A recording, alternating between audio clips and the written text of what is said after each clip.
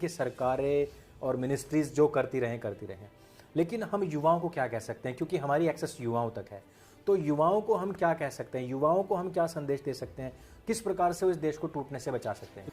आपने बहुत सही नाम दिया है इसका, और नाम से ही हमें उजागर भी हो जाती हैं चीज़ें कि हम मानते हैं कि ये पवित्र गंगा है, लेकिन अंदर कहीं ना कहीं पैर में काटने के लिए जहरीला नाग भी वहाँ पर बैठे हुए हैं, और इस भारतीय जो शुद्ध और वैदिक परंपरा है इसको अशुद्ध करने का कार्य वो लोग कर रहे हैं। एक था कलिया नाग जी, जो जमुना में जहर फैला रहा जी, तो श्री कृष्णा को आना पड़ा उसको ठीक करने के लिए। हाँ, तो इसी तरह से बैठे हुए ये लोग। हाँ, रिसर्च में हम युवाओं को क्या क्या दे सकते हैं इस बुक के माध्यम से? तो इस बुक के माध्यम से हम उनको कह सकते हैं कि इस बुक में जी, कम से कम इससे 50 PhD डिसर्टेशन निकल सकती है जी। इसमें इतना कुछ है। हाँ। इसमें 1600 रेफरेंसेस हैं। जी, हाँ, और 100 पेज की बिब्लियोग्राफी है। इतना कुछ है इसमें।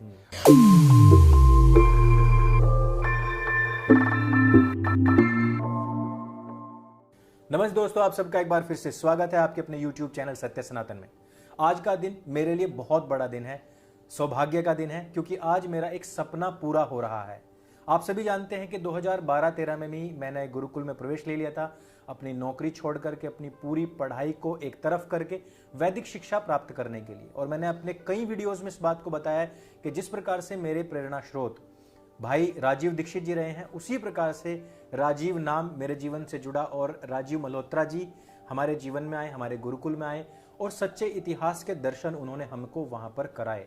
उम्र उस समय पर काफ़ी कम थी, जोश बहुत ज़्यादा था, और इतिहास को खंगालने की जो उमंग थी, जो अंदर से एक जिज्ञासा थी, वो बहुत ज़्यादा थी। इन्होंने हमारे गुरुकुल में आकर के हम सभी को वो सभी परिप्रेक्ष्य बताए, वो सभी परिपाटियां बताई जो भारतीय या कहिए कि जो हमारी वैदिक संस्कृति से, सनातन संस्कृति से जुड़ी हुई थी, जिन पर हमें गौरव हो सकता था। वो एक ऐसा काल था, एक ऐसा समय था जिस समय पर हिंदुओं के लिए लोग हेय दृष्टि से उनको देखा करते थे। मंदिर के विषय में बहुत हेय बातें हुआ करती थी। भारतीय परंपराओं के विषय में, देवी देवताओं के विषय में कोई भी कुछ भी अनर्गल प्रलाप कर जाता था, लेकिन कोई भी कोर्ट, कोई भी पुलिस उन पर कुछ भी नहीं बोलती थी। वो समय था जिस समय पर हमें इन सब चीजों को डिबंक ही नहीं करना था, बल्कि इब्राहिमिक रिलीजन यानी कि पूर्व पक्ष के ऊपर हमें स्टडी करना भी था। लेकिन हिंदू उस समय पर न जाने क्यों, हमारा सनातन समाज न जाने क्यों कूप मंडूक बना बैठा रहा, शतुरमुर्ग की तरह रेत में अपनी गर्दन धसा करके बैठा रहा। एक ऐसे समय पर यहां भारतीय भूमि से हजारों मील दूर बिजनेस में स्टैब्लिश एक ऐसे व्यक्ति जो कि चाहते तो शायद कि अपने अभ्युदय के साथ में जीवन को व्यतीत कर सकते थे, आराम से जीवन को बिता सकते थे, लेकिन उन्होंने अपने पूरे बिजनेस को 101% जितना भी उनके पास था सब कुछ डोनेट कर दिया। इस भारत भूमि पर वो वापस आए, इसका खोया हुआ वैभव दोबारा से लौटाने का प्रयास किया। इस धरा में जितने भी सांप, बिच्छू और अजगर फैले हुए थे, जो लगातार सनातन समाज को निगलने का कार्य कर रहे थे, उन पर उन्होंने कुठाराघात किया। आज सत्य सनातन चैनल का यह सौभाग्य है और यह पवित्र दिन है कि हमारे गुरु और हमारे मेंटोर, जिनके लिए हमने सड़कों पर कार्य किया और हमें बहुत अच्छा लगता था, हमने जिनकी पुस्तकों का प्रचार किया, हमने जिनकी आइडियोलॉजी को लेकर के युवाओं के बीच में गए, उनका आज पदार्पण है, उनका आज स्वागत है। सबसे पहले तो गुरुजी आपका बहुत बहुत स्वागत है सत्य सनातन YouTube चैनल पर, और यह मेरे एक सपने के सत्य होने के समान है। नमस्ते जी, मुझे भी बहुत खुशी हुई। आपने मुझे याद दिलाया कि आज से 8-9 साल पहले जी हमको बाबा राम जी ने बुलाया था, हरिद्वार के पास है ना। हाँ, हम आए थे पतंजलि। हाँ, तो वहाँ आए थे, ठहरे थे, बहुत मजा आया जी। हमको रामदेव जी ने बहुत प्यार दिया, बहुत अच्छा, और कितने सारे हजारों लोग बैठे हुए थे। बिल्कुल बिल्कुल। वहाँ पर उन्होंने हमारे से काफ़ी कुछ सीखा, काफ़ी कुछ मतलब पूछा बहुत इंक्वायरी, क्वेश्चन आंसर कर करके स्वामी जी ने काफ़ी निकाला। जिज्ञासु मस्तिष्क हैं, बहुत अच्छा लगा, और उन्होंने हमको बहुत सपोर्ट दी। तो उन्होंने फिर हमको इनकरेज किया कि इस पुस्तक क्या हिंदी में भी निकलना चाहिए। हाँ, तो फिर ब्रेकिंग इंडिया जो पहली बुक जो आई उसका हिंदी में भी निकाला। हाँ जी, हाँ जी, इसीलिए। और जब इंग्लिश मुझे नहीं आती थी बहुत अच्छी, तो ब्रेकिंग इंडिया जब बुक आई, मैंने इंग्लिश स्पेशली उसके लिए सीखी। हाँ, और फिर हमने वो पढ़नी शुरू की। क्या बात। बहुत लोगों की डिमांड आई कि हिंदी में कब आ रही है, और जब हिंदी में आई तो उसका भी हमने काफ़ी प्रचार और प्रसार किया। और काफ़ी हमारे दर्शकगण हैं, हमारे परिवार से जुड़े हुए लोग हैं जो आपको बहुत दिनों से सुनना चाहते थे, बहुत दिनों से जानना चाहते थे। और कुछ चीज़ें ऐसी थी कि लग रहा था कि पुस्तक में बहुत कुछ है, लेकिन इसका फेज़ 2 आना चाहिए, पार्ट 2 आना चाहिए। और सौभाग्य है कि अब जो हमारे सामने पुस्तक है उसको आपने नाम भी दिया है ब्रेकिंग इंडिया 2.0 जी। तो आज हम इसी विषय में आपसे बात करना चाहेंगे। भारत के अंदर लगातार ये जो आक्रमण हैं वो तो खैर बढ़ रहे हैं, लेकिन एक चीज़ हमने नोटिस की है 2013-14 के बाद में कि सनातन समाज ने जागरूक होना शुरू कर दिया है। अब क्वेश्चन करना शुरू कर दिया है, क्रॉस क्वेश्चन करना शुरू कर दिया है। इसमें आपकी बहुत बड़ी भूमिका है और युवा जो आपको अपना आदर्श मानते हैं उनके कुछ सवाल भी हैं। और मैंने जो बुक को स्टडी किया है उसमें बहुत सारी चीज़ें आती भी हैं, लेकिन अगर हम उन्हीं को क्वेश्चन आंसर्स के माध्यम से युवाओं के सामने रखेंगे तो हो सकता है कि पुस्तक की जो पृष्ठभूमि है वो भी उनके सामने जाएगी और जो आपका कार्य है वो भी सामने जाएगा। मेरा सबसे पहला सवाल यही रहेगा कि समाज, कोई भी समाज जो होता है उसको समाप्त करने का तरीका है कि उसकी शिक्षा पद्धति को समाप्त कर दिया जाए, उसके खोए हुए जो वैभव है उसको रसातल में पहुंचा दिया जाए। आपने जो इस पर कार्य करना शुरू किया था वो इनिशियली आपके माइंड में क्या चीज़ आई थी? मतलब मैं वही चीज़ दोहराऊंगा कि हो सकता था कि आप अपने बिजनेस में थे, भारत की इस उठापटक और गंदी राजनीति से काफ़ी दूर थे, आपने उस जीवन को छोड़ करके यहाँ पर आना उतरना क्यों ऐसा मन में आया और क्यों जरूरी समझा? ये तो बहुत पर्सनल बात है जी। ये बात ऐसी है कि जब तक आपने आपके अंदर स्पिरिचुअल जागृति ना आए जी, तो ये ऐसा काम आप कर नहीं पाएंगे। क्योंकि कई लोग हैं जो कहते हैं कि हम दान पुण्य करेंगे पर अपना बिजनेस भी चलाते जाएंगे। हाँ, या हम पॉपुलर बनने के लिए कुछ ऐसी बातें भी सेम करेंगे, लेकिन अपना बिजनेस बेटों बेटियों को दे देंगे, वो चलाते जाएंगे, खानदान में रहेगा। हमारे कोई बेटियों को बिजनेस नहीं है, वो नौकरी करते हैं सिर्फ। अच्छा। अमेरिका हमने जब बिजनेस दिया इसका मतलब ये नहीं कि अपनी फैमिली में रखा किसी और को दे दिया। बिल्कुल हमारी फैमिली में किसी के पास कोई बिजनेस जो हमारा था नहीं है, वो सब हमने छोड़ के बंद करके दे दिया लोगों को। और दिया भी एक डॉलर में, ये नहीं कि उसके साथ पैसा निकाला जी, काफ़ी पैसा निकाल सकते थे। अब पहले हम अमेरिका बैठ के हमने कहा कि हम अपनी भारतीय ज्ञान वेदांत उनको सिखाएंगे ताकि उनका फ़ायदा हो। तो हमने इसलिए काफ़ी जगह यूनिवर्सिटीज़ में जाके काफ़ी ग्रांट दिए, हार्वर्ड में दिए, प्रिंसटन में दिए, कई जगह जाके काफ़ी हमने मिलियंस ऑफ डॉलर अपने दिए कि ये हम बात आपको सिखाना चाहते हैं क्योंकि इससे आपका फ़ायदा होगा जी। पहले हमने ऐसे शुरू किया जी।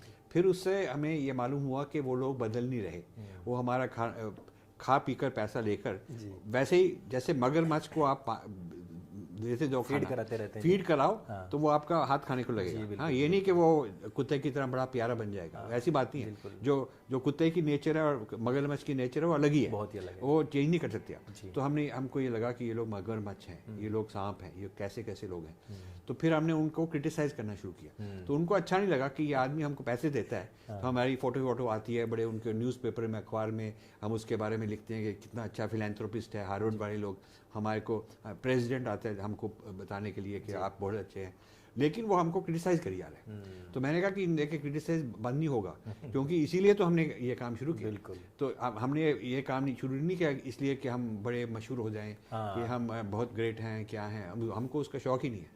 हमको आपसे कुछ लेना नहीं है, सिर्फ आप ये ज्ञान आपको पहुँचाना है सोसाइटी में।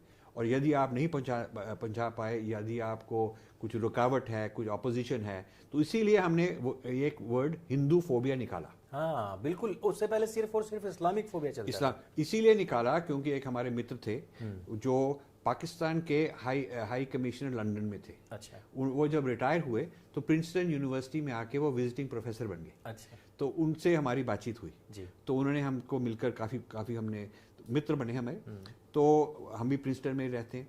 तो उन्होंने कहा एक दिन कि हमारे यहाँ बहुत बड़ी एक पुस्तक को अवार्ड मिल रहा है, इस्लामोफोबिया के बारे में उसने लिखा है, तो इसलिए हम उसको अवार्ड देते हैं। तो मैंने कहा कि इस्लामोफोबिया क्या है, तो उन्होंने हमको समझाया।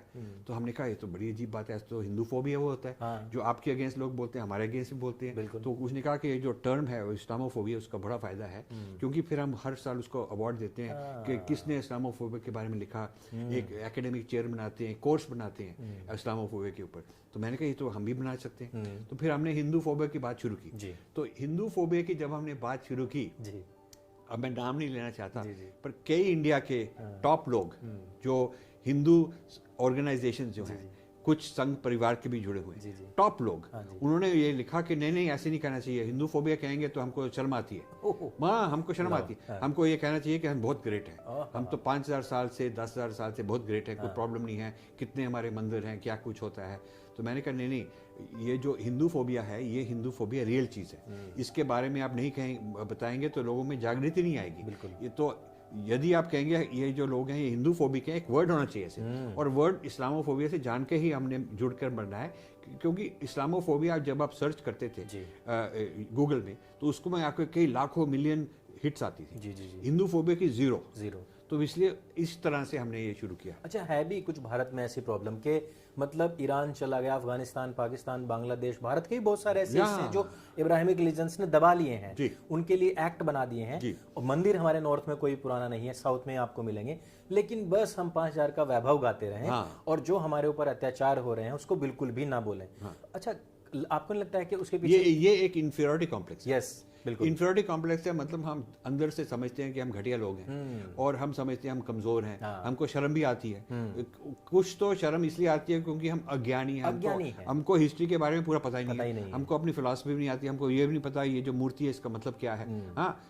हम क्योंकि जानते नहीं अपना जो रिचुअल है उसका फायदा क्या है, मंत्र है उसका मतलब क्या है, तो इसलिए हम शर्म जाते हैं। हमको कोई बोले अच्छा तू ऐसे है, तू बहुत बैकवर्ड है, पिछड़ा है, तो हम मान लेते हैं। हमें कोई कह दे कि सती प्रथा थी, कोई कहते जातिवाद था, कोई कहते कि लोगों को मारते थे, बलि होती थी, बस हम मान ही लेते हैं। रीजन उसका ये भी है कि हमारी जो शिक्षा प्रणाली रही है, पद्धतियां रही हैं, समाप्त करने के लिए ये भी तो है ना कि हमारे लिटरेचर को चेंज कर दो, हमारी जो पाठ्य पुस्तक है उनको चेंज कर दो, बच्चों को ही उस प्रकार से प्रशिक्षित करो कि उनको अपने ऊपर ही एक गिल्टी फील हो कि यार हमने कहाँ ही जन्म ले लिया।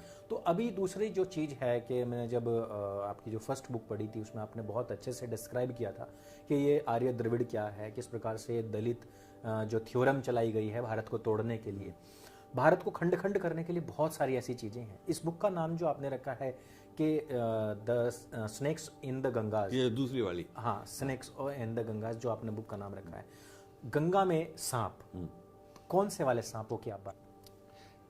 जैसे पहली बुक में पुस्तक निकली थी वो भी रिसर्च करके कि ये पैसा इंडिया में आ रहा है, कौन दे रहा है, कहाँ से आ रहा है, उनका क्या विचार है, क्या क्यों कर रहे हैं, क्या है, इसी खोज में हमने ये नहीं निकाली। अब वो जो पहली पुस्तक थी वो 10 साल पुरानी, 10-11 साल पुरानी होगी। अब इस इतने सालों में जो बाकी लोग हैं वो आगे काफ़ी बढ़ चुके हैं। एक तो टेक्नोलॉजी आगे बढ़ गई, बहुत ज़्यादा, सोशल मीडिया आ गया, आर्टिफिशियल इंटेलिजेंस आ गई है। अच्छा, और अब ये ऐसा कर रहे हैं, अब ये नया जो प्रॉब्लम है वो गरीबों के टारगेट नहीं कर रहा। पहला प्रॉब्लम था कि जो गरीब लोग हैं जो उनको कह रहे हैं कि क्रिश्चियन बन जाओ, या द्रविडियन कह रहे हैं उनको, आर्यन द्रविडियन का डिवाइड कर रहे हैं। अब ये जो लेटेस्ट प्रॉब्लम है, ये लेटेस्ट प्रॉब्लम जो टॉप लोग, इलीट लोग हैं, जो अशोका यूनिवर्सिटी में बच्चों भेजते हैं, क्रिया यूनिवर्सिटी में भेजते हैं, अजीम प्रेम जी की फाउंडेशन है, जो Tata institute of social sciences में है, इस तरह की जो यूनिवर्सिटीज़ हैं जहाँ पर इलीट लोग आते हैं, और जो IAS के लोग हैं अमेरिका पढ़ने के लिए जाते हैं, जो कॉरपोरेट लोग हैं, इंडस्ट्रियलिस्ट हैं, वो कहाँ से हार्वर्ड बिजनेस स्कूल से सीख के आते हैं। तो ये जो नया काम हो रहा है ये इस लेवल पर हो रहा है, ये टॉप लेवल पर हो रहा है, निचली लेवल पर नहीं हो रहा। तो निचली लेवल पर जो काम हो रहा है वो तो चल ही जा रहा है, वो तो पहले का चल रहा है। अब ये FCRA को बचाने के लिए एनजीओ को पैसा नहीं दे रहे, इसमें जो लिखा है ये FDI फॉरेन इन्वेस्टमेंट भेज रहे हैं, फॉरेन इन्वेस्टमेंट भेज रहे हैं, जो इंडिया कहती है भी तो बिल्कुल ठीक है, ये तो हमारे यहाँ बड़ा प्रेज होता है इसके लिए, होता है। अब कई ऑर्गेनाइजेशन हैं, जैसे हमने इसमें एक निकाला है ओमिदियार एक अमेरिकन है जो $20 बिलियन से ज़्यादा उसकी वैल्यू है, उसकी पर्सनल एसेट्स, जो जॉर्ज सोरस से 5 गुना ज्यादा अमीर है और उसकी हाफ एज है। तो इसका मतलब जॉर्ज सोरस तो 80s में है, तो ये उसकी कम एज है। तो ये बहुत ही खतरनाक लोग हैं, ज्यादा खतरनाक है, ज्यादा खतरनाक। सांप नहीं है तो मगरमच्छ है। तो ये लोग इंडिया में आके इन्होंने $500 मिलियन इन्वेस्ट किए टेक्नोलॉजी में, स्टार्टअप्स में। अच्छा। साउथ में तो उन्होंने 300-400 छोटे छोटे वेंचर्स शुरू किए। उनका काम ये है कि अब अमेरिकन विचार, सोशल जस्टिस जिसको कहते हैं, ह्यूमन राइट्स जिसको कहते हैं, उनके साथ जुड़कर वो टेक्नोलॉजी निकाल रहे हैं जी। इसका मतलब वो ये कह सकते हैं कि हम तो टेक्नोलॉजी ला रहे हैं। और ये भी कैसे हम विलेजेस में, गांव में जाके डिजिटाइज करेंगे, करेंगे भी। लेकिन डिजिटाइज करने का तरीका, उनका विचार ये है, उनका मोटिव, गोल उनका ये है कि उनको इंडिया से अलग करके सोशल जस्टिस के नाते उनको थोड़ा इंडिया के अगेंस्ट विरुद्ध करें, हिंदू फोबिया उनको बनाए। और ये बहुत सटल तरीके से कर रहे हैं। ये हिंदू फोबिया नहीं कहते कभी, ये कहते हैं सोशल जस्टिस, सोशल री इंजीनियरिंग, उसके नाम पे हाँ लोगों को ब्रेन वॉश करना। आपको सोशल जस्टिस ला रहे हैं, जैसे कि हमारे को सोशल जस्टिस के बारे में पता ना हो, वो हमको सोशल जस्टिस सिखाएंगे। आप वहाँ अमेरिका में बैठे हैं, $20 बिलियन आपके पास हैं, और हमको आप सोशल जस्टिस सिखाएंगे। हाँ, ये बात करें हैं। और ये जो इंसान है उम्मीद यार, ये फ्रांस में बहुत ईरानियन लोग हैं, ईरान के, तो इनके पेरेंट्स वही थे, ईरान के लोग। ये ईरानियन बैकग्राउंड के, फ्रांस में पढ़े लिखे, फ्रांस में पैदा हुए, अमेरिका में रहते हैं, ठीक है, मतलब उनके पेरेंट्स। तो फिर ऐसी उनकी बैकग्राउंड है, तो उनको यदि सोशल जस्टिस सिखानी है तो ईरान में जाके करो। अभी देखो वहाँ पे क्या क्या चल रहा है, ईरान में जाके करो। हाँ, तो जैसे हम NRI इंडिया के हैं, वो ईरान के हैं, समझो। और बाय रिलीजन क्या है? बाय रिलीजन उनका कोई सेकुलर कहने के लिए, कहने मतलब सेकुलर है, तो मानते हैं, चलो जो भी इनका रिलीजन है। पर उनकी जो आइडियोलॉजी है, उनकी आइडियोलॉजी इंडिया में आकर $500 मिलियन देकर उन्होंने 150-200 वेंचर्स शुरू किए, स्टार्टअप किए हैं, जो टेक्नोलॉजी में, अब ये जो आर्टिफिशियल इंटेलिजेंस है, इसके लिए डेटा चाहिए होता है, डेटा से वो मशीन सीखती है। तो ये डेटा सारे कलेक्ट कर रहे हैं कि कौन पिछड़ी जाति है, कौन जाति है, किसका क्या है, किसका प्रॉब्लम क्या है, कौन किससे लड़ रहा है, किसके घर को फाइनेंशियल डिफिकल्टी हो रही है, लीगल प्रॉब्लम का है, पॉलिटिकल प्रॉब्लम है, ये सारा डेटाबेस बना रहे हैं। और ये जो उनके वेंचर्स हैं, छोटे मोटे वेंचर्स हैं खूब सारे, वो वेंचर्स अब जो MSMEs हैं, जो मीडियम स्मॉल इंडस्ट्रीज हैं, उनके साथ compete करेंगे, क्योंकि उनके पास नया टेक्नोलॉजी है, और वो नए टेक्नोलॉजी से बाकी लोगों को खत्म कर देंगे। लेकिन जब खत्म करेंगे, उनमें पावर आएगी, और वो उनके मन के जो विचार हैं, उनसे जुड़े हुए हैं। बिल्कुल, मतलब एक अपनी तरह से एक नया तरह की कॉलोनियल सिस्टम शुरू करें, जैसे अंग्रेजों ने ईस्ट इंडिया कंपनी लगाई थी। यानी कि कहने का है कि आप डाल हो तो मैं पात हूँ। आपने FCRA देख लिया, हम FDI ले आएंगे, और उसके हिसाब से अपने आप को इस वातानुकूल बना करके हम जो ब्रेकिंग इंडिया का काम है वो बदस्तूर जारी रखें।